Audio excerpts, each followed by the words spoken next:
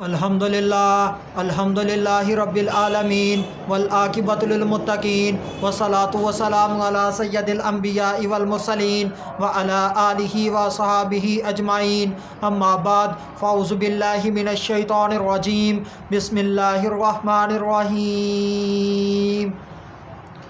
فَلَا تَدْعُوا مَعَ اللَّهِ إِلَٰهًا آخَرَ فَتَكُونَ مِنَ الْمُعَذَّبِينَ۔ صدق اللہ العظیم۔ ان اللہ وملائکتہ یصلون علی النبی یا ایھا الذین آمنوا صلوا علیہ وسلموا تسلیما۔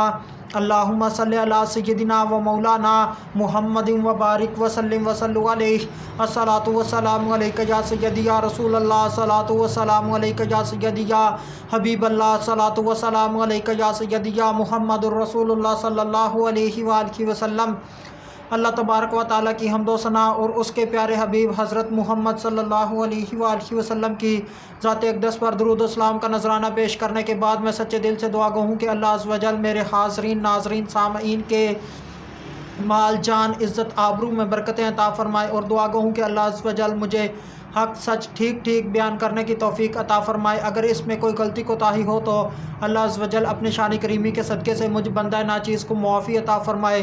دعائیہ کلمات کے بعد آج کا جو میرا عنوان ہے وہ ہے اللہ کے سمجھانے کا انداز۔ خطبہ کے اندر تلاوت کی گئی آیت کریمہ سورہ شعراء، آیت نمبر 213، پارہ نمبر 19۔ ترجمہ: تو اللہ کے سوا کسی دوسرے کی عبادت نہ کرنا ورنہ تو عذاب والوں میں سے ہو جائے گا۔ نبی کریم صلی اللہ علیہ وآلہ وسلم کو غیر اللہ کی عبادت سے ممانعت کی وجہ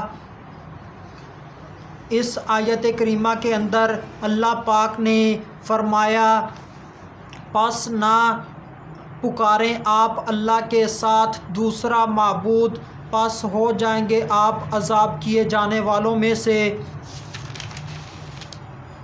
اس آیت کریمہ کے اندر بظاہر خطاب نبی پاک صلی اللہ علیہ وآلہ وسلم سے ہے، مگر حقیقت میں خطاب آپ صلی اللہ علیہ وآلہ وسلم کے متبعین کے لیے ہے، یعنی کہ آپ کے بعد آنے والے لوگوں کے لیے ہے۔ اللہ پاک نے آپ صلی اللہ علیہ وآلہ وسلم کی امت کو مخاطب فرمایا ہے۔ آپ صلی اللہ علیہ وآلہ وسلم کے ذریعے سے نبی پاک صلی اللہ علیہ وآلہ وسلم کی امت کو سمجھایا ہے، کیونکہ نبی جو ہوتا ہے وہ نبوت سے پہلے اور نبوت کے بعد تمام صغیرہ، کبیرہ اور ہر قسم کے کفر و شرک سے معصوم ہوتا ہے۔ ان چیزوں سے وہ پاک ہوتا ہے، خواہ ان چیزوں کا ہونا غلطی سے ہو یا بغیر غلطی کے ہو، نبی ان چیزوں سے پاک ہوتا ہے۔ آپ صلی اللہ علیہ وآلہ وسلم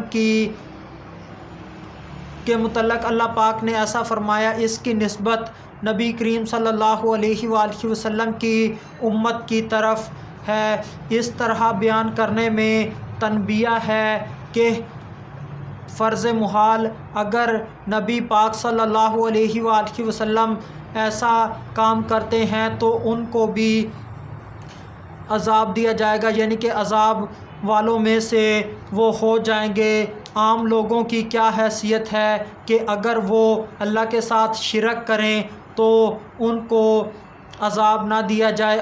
کوئی بندہ اگر اللہ کے ساتھ شرک کرے گا تو اس کو شرک کی بنا پر عذاب دیا جائے گا، اس کی پکڑ ہوگی۔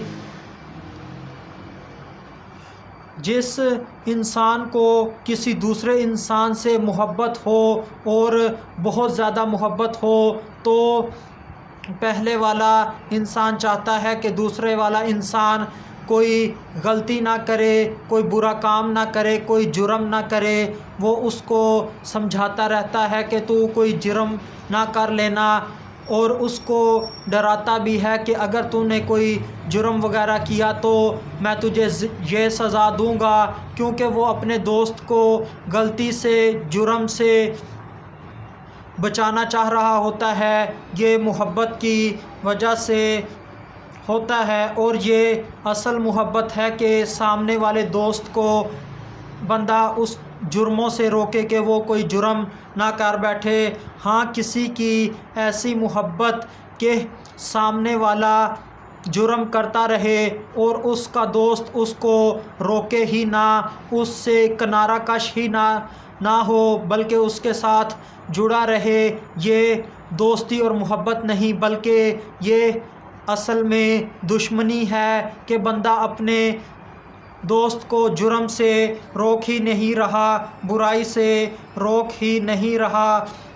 اللہ پاک تو اپنے پیارے حبیب صلی اللہ علیہ وآلہ وسلم سے بے پناہ محبت فرماتا ہے، تو اللہ پاک اسی لیے اپنے پیارے حبیب صلی اللہ علیہ وآلہ وسلم سے جرم کے کرنے سے روک رہے ہیں کہ کہیں ایسا جرم نہ کر بیٹھنا، اگر ایسا جرم کر بیٹھے تو تم کو عذاب دیا جائے گا، عذاب کیے جانے والوں میں سے ہو جاؤ گے۔ اور جو دوسری قسم کی محبت ہے، یعنی کہ کوئی جرم کرتا رہے تب بھی اس کو روکا نہ جائے، اس سے کنارہ کش نہ ہوا جائے، اس کی مثال یہ ہے کہ کوئی اسکول ہو، اس کے اندر کوئی ٹیچر ہو، اسی اسکول کے اندر اس ٹیچر کا بیٹا پڑھتا ہو، تو وہ ٹیچر جب کلاس والوں سے سوال کے جواب طلب کرے، یعنی کہ کوئی ریٹن پیپر وغیرہ ہو، تو جن بچوں کا سوال غلط ہو تو استاد ان کو غلطی کی بنا پر مارے، اور جب اپنے بیٹے کا سوال غلط ہو تو اس کو غلطی کی بنا پر نہ مارے، بلکہ اسے کچھ بھی نہ کہے۔ یہ اس استاد کی اپنے بیٹے سے محبت نہیں، بلکہ یہ استاد اپنے بیٹے پر ظلم کر رہا ہے اور اس کو تعلیم پہنچانے میں اس کا حق غصب کرنے والی بات ہے۔ اس قسم کی محبت نہیں ہونی چاہیے۔ یہ حقیقت میں آپ صلی اللہ علیہ وآلہ وسلم کے متبعین کے لیے خطاب ہے، کیونکہ یہ حکیم کا اسلوب اور طریقہ ہوتا ہے، جب وہ کسی قوم سے خطاب کرنا چاہتا ہے تو اس قوم کے رئیس سے، اس قوم کے سردار سے مخاطب ہوتا ہے، اور اس کا مقصد ساری قوم سے خطاب کرنا ہوتا ہے۔ بالکل یہی طرز اللہ پاک نے اپنایا ہے۔ اللہ پاک اصل میں نبی کریم صلی اللہ علیہ وآلہ وسلم کی امت کو سمجھانا چاہ رہا ہے کہ یہ شرک نہ کر بیٹھیں، اگر شرک کر بیٹھے تو یہ بھی عذاب کرنے والوں میں سے ہو جائیں گے۔ اللہ تبارک و تعالی اپنے بندوں کو شرک سے روکنا چاہتا ہے۔ اللہ چاہتا ہے کہ اس کے بندے شرک سے اجتناب کریں۔ آپ صلی اللہ علیہ وآلہ وسلم بھی اس سے بچیں۔ جب آپ صلی اللہ علیہ وآلہ وسلم اس سے بچیں گے تو آپ صلی اللہ علیہ وآلہ وسلم کی امت کے لوگ بھی اس سے بچیں گے، یعنی کہ شرک نہیں کریں گے، آپ صلی اللہ علیہ وآلہ وسلم کی پیروی کریں گے۔ آپ صلی اللہ علیہ وآلہ وسلم کی پیروی کا شرف انہیں حاصل ہوگا۔ آخر میں اللہ تبارک و تعالیٰ سے دعا ہے کہ اللہ تبارک و تعالیٰ ہمیں ہر قسم کے شرک سے محفوظ رکھے، ہمارے ایمان کی حفاظت فرمائے۔ وما علینا الا البلاغ المبین۔